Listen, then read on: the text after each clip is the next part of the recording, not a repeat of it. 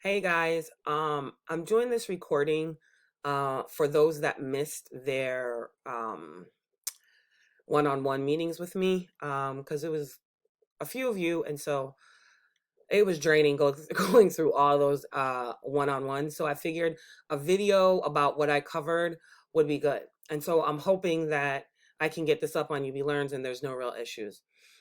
So what I'm gonna do is I'm gonna share my screen because basically what I talked about was first, I made sure that I had all the assignments that I needed from you turned in. And then I want to make sure that you guys understand that the Monday prompts will continue. And so continue to check the discussion board every Monday for the new prompt. And you'll have until Friday to complete the prompt and to respond to two other of your classmates' prompts. So that's been pretty much the standard. This this is a way for you to gain points for participation and attendance. Okay. So this tells me that you're still committed to the course.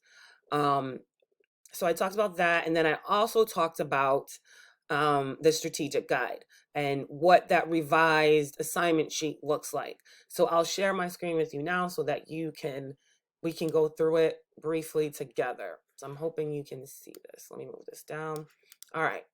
So this is an assignment that I gave to you the second week of the semester. You were tasked on interviewing. The first section was to interview three professionals within your area of interest. And so a lot of you have started and quite a few you have not. And so that part of the assignment has not changed. So you will still need to get interviews, but there's different stipulations, meaning all I require is that they work in the industry that you are interested in. I don't care how you get how you get the interview, who you're interviewing. When it was in class, it did matter. I wanted you to go out of network, but given the situation and having to adjust, I understand that it's difficult to try and get new people right now. So if you know someone that works in the industry that you're interested in working in, please interview that person. If it's a family member, if it's a friend of a family, that's fine. I don't care. If that person can only text message you, just get the information, have them answer those questions, okay? And so you still need three professional interviews. Now, I'm going to scroll up quickly to show you that the questions are also included in this assignment sheet. So there's 5 predetermined questions, and then there's 2 questions that you will have to come up with on your own. So make sure that you have this handy when you're conducting the interview because you need to make sure that you're asking the same questions. All right, let me scroll back up. So the first source of information that you're going to need to complete this assignment is the professional interviews. The second is the secondary analysis. Here, all I am asking you to do is do some online research about current businesses that are relevant in your industry to identify what skill sets they require new hires to possess. So this is really you think about different companies that you'd like to work for once you graduate. Once you graduate, and once you've figured out those companies, go to their website, try to see what information you can find out about the different skill sets that they are looking for in people that work at that company. And so it could be as easy as opening up their job postings to see what skill sets they're asking their applicants to possess. Or you can go through their website. Sometimes they have people, employees with their bios and their profiles. That's easy. Just look to see if there's any skill sets that that person has in their bio that they talk about, any certifications that they might have, if they discuss work ethic. All that kind of information helps you to better prepare yourself for the job market. And so that's the kind of information I'm looking for through the secondary analysis. I would also suggest checking out if there's any business journals that are relevant to your industry. And so check those out, see what they're talking about, what's trending, what's happening in the workforce, what are the skill sets that are helping people be successful in that career path. So really, you can go on LinkedIn, wherever you can find information about skill sets and how to be successful in whatever industry or concentration you have, that would be helpful. And that's what I'm looking for with the secondary analysis. So together, these are two areas that you're collecting data, and you're going to utilize that data to answer 3 questions. And so what I'm going to do is, let me scroll up, and then I'll get into this. So those 3 questions that you have to answer is related to your summary, and that's what you're going to write about. And so the first section of the strategic guide is you telling me what you learned from both the interview and the secondary analysis. So once you've conducted those things, what new information did you learn about your industry or about yourself? Also, explain how you're going to apply that information to your time, to the rest of your time here at UB, so that you can better prepare for the job market. How are you going to really utilize that information and implement that into your program while you're still at UB?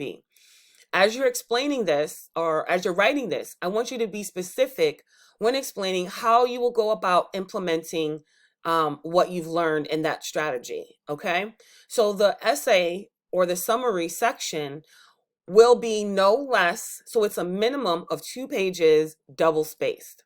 Okay, so that's the first section of the strategic guide. The second section is your 10 key takeaways. Now, this information, of course, you're going to talk about this in your summary. I expect that. But what I want you to do here is I want you to list them, and I want you to define what they mean, and as it relates to your industry of interest. So, for example, I have listed communication and networking. Communication has a basic definition, an exchange of information, right? However, if you're in, depending on your industry, that might look a little different, right? And so I want you to think about that as you sit and try to define what these key takeaways are. So just make sure that you're listing them 1 through 10, and you're telling me what they are, and then you're defining what they mean, and as it relates to your industry of interest. The last and final section of the strategic guide is an appendix, Appendix A. Here you will have a total of 3 transcript profiles. So that's 1 for each interviewee. So the information that you're going to include in this section is the person's name, their occupation and where they work, the contact information that you have for them, what college they went to, if they went to college, and what they majored in. And so your profile will look like this for each person. You'll have that heading information. You will type up the questions that you asked, and you will fill in their answers with this bulleted format with their responses. Okay, so you will type out each question, and you'll fill it in with their responses, like I did with this bulleted format. And so you will have 1 of these for each interviewee, and then you'll have 3 total in your Appendix A. Okay, and then that's it. There's nothing else that you need to do for the strategic guide. So that is due on May 4th at noon on UB Learns in a Word document.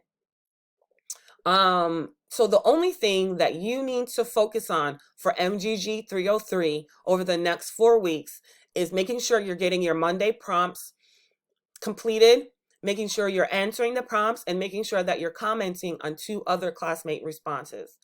And then the final project, which is the strategic guide, what I just went through, you're submitting that on time on UB Learns on May 4th by midday. That is 12 p.m. Okay. So if you have questions, if you're struggling or you're concerned about the strategic guide assignment, please email me. But email me early. So I say email me before the end of next week if you're having trouble. And then I can set up another time with Zoom, or we can communicate over email and try to get you to a point where you feel solid about completing the assignment and completing the semester. Okay, I know that it's been a struggle. I really wanted to see all your faces to make sure that you guys are staying healthy and you're making safe decisions. Staying inside, wearing your face mask, washing your hands, using hand sanitizer, all that stuff. And I know that it's stressful because it's hard to get motivated, and, keeping a schedule and procrastination and motivation is low. However, you still want to graduate, and you want to graduate on time. And so my suggestion is to create a schedule every day. So you will say you get up every day at 10 o'clock. There's no reason to get up at 8 or 7 because you don't have a 9 o'clock class. Or maybe there is. I don't know what your other classes look like. But wake up at a decent hour and then, take a shower, eat breakfast, and then, plan your day. Make sure that, you are setting aside 3 hours on one subject, maybe another 3 hours on another subject. Make sure you're chunking out your time, making sure that you give yourself, at least an hour break in between the times that you're working. You can't do it all at once. Just really sit down and try to figure out what your work schedule should look like and how it's going to work for you. Okay. I think you all are competent. I know it's a struggle. It's something new. It's something none of us have been through before. And so I know the struggle is real.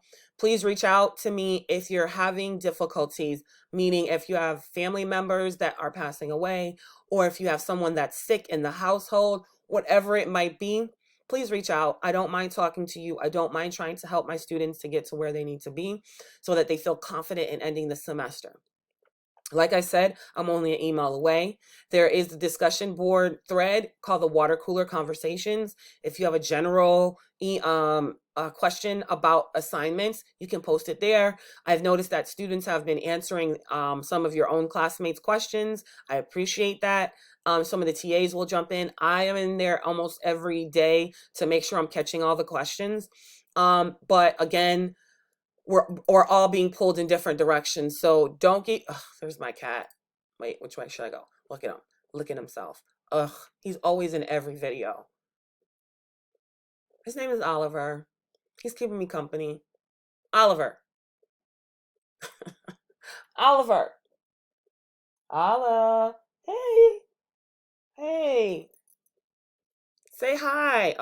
He's under my butt now. Anyway, I'm here for you guys. It's been rough on me too. But we can get through. All right. Just keep in touch. If you're struggling with your other professors, my best suggestion is to keep in touch with them, even if they're standoffish, even if they're they're not the nicest person. Shoot them an email. Let them know how you're doing. Let them know that you're working hard and trying to get things done. It's just been challenging, and we all understand that situation. Okay. So, here, come here.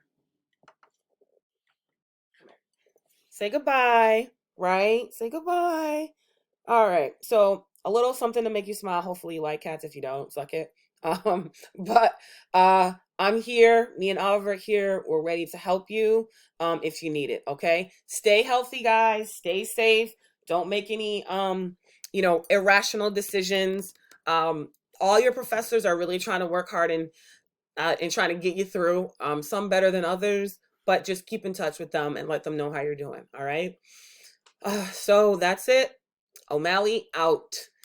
If you're around next semester and we have on-campus classes, please come see me. Come check me out during my office hours. I actually miss seeing you guys.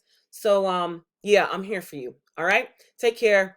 And oh shit. Did I not? Oh